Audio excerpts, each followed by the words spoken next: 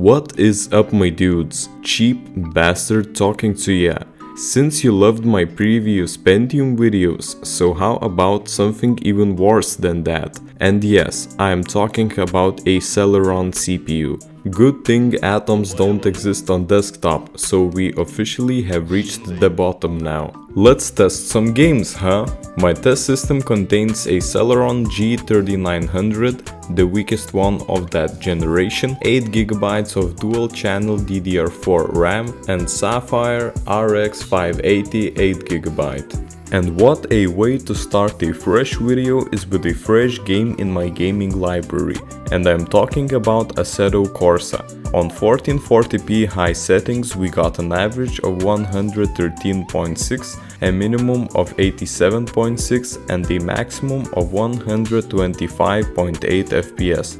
The strange thing about playing this game with a Celeron is that I was getting around 40 FPS on 1080p, so I thought that I wouldn't bother driving a car with huge black bars on my monitor, so I turned on 1440p, and FPS score went up when I started recording.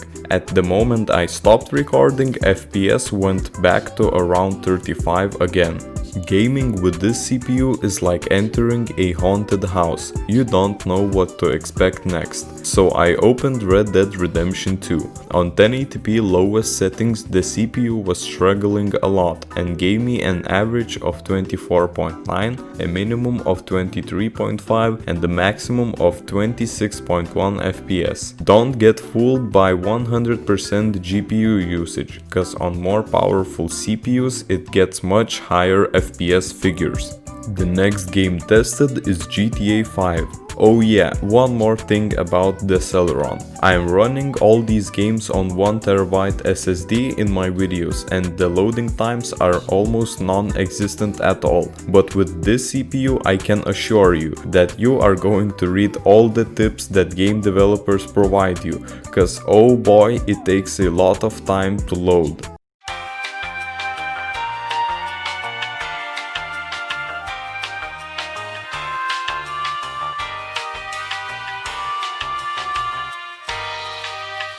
And even after all of that time loading, you will spawn in Minecraft Skyblock.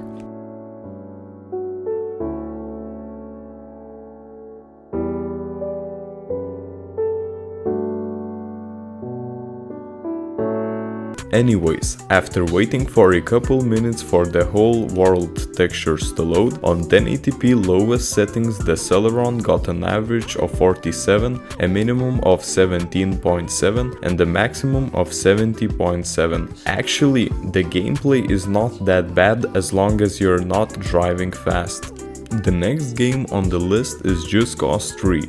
On 1080p lowest settings I got an average of 27.2, a minimum of 13.8 and a maximum of 36.2 FPS. The gameplay was not very enjoyable, but at least the game fired up after 10 minutes of loading.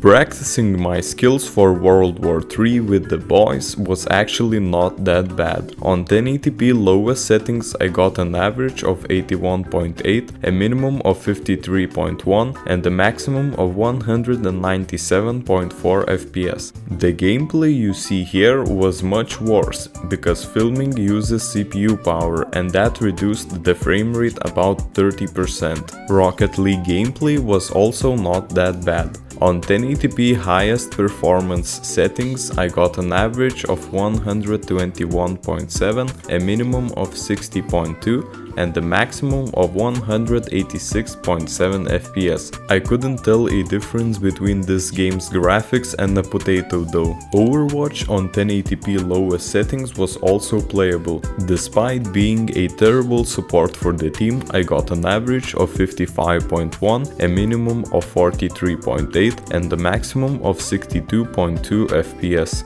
And to finish this video, I bought Dirt Rally 2.0. On lowest settings possible 1080p, I got an average of 56.3, a minimum of 42.7 and the maximum of 83.5 FPS. FPS really depends on where are you driving. In some parts of the track, the frame rate reaches 80 FPS and in some parts it barely stays above 40. Nevertheless, an enjoyable experience with this game. To conclude, this CPU is not meant for gaming and you really should not game on it too.